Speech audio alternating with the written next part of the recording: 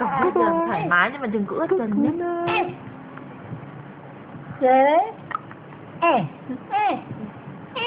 Chứ mắc làm cho mình mất trật tự nhỉ.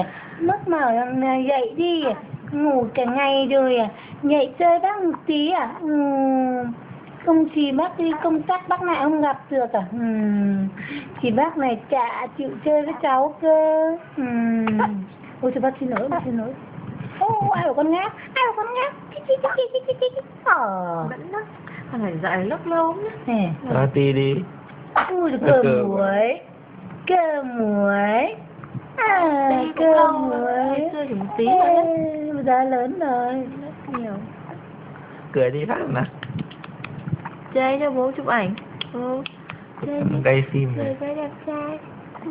Cười. Cứ Mắt to này. nhìn mẹ mắt vừa to vừa đen. Chinh chết.